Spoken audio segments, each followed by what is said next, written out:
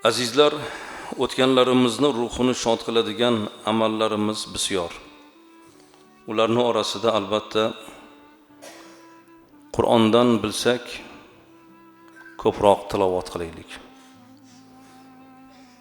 Imomi Hallol aytadilar, ansorlar agar biror mayyit vafot etsa, ya'ni bir marhum bo'lsa, uning qabriga navbat bilan kelishib Qur'on o'qishardi.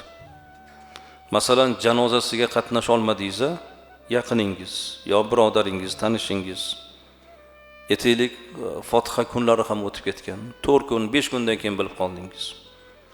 Kelib, ziyorat qilib, salom berib, Qur'on o'qib ketsangiz, bu fazilat bo'ladi. Ansoriylar shu ishni qilishardi.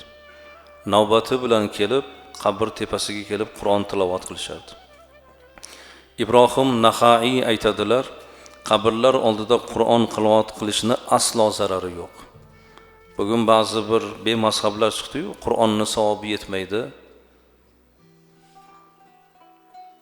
Qur'on faqat tirikka, o'tgan marhumlarga uni savobi yetmaydi degan shunaqa fitnachilar ham chiqdi-yu. Bu buyuk zotlar aytayapti. Qabr oldida Qur'on tilovat qilishni aslo zarari yo'q deyaptilar.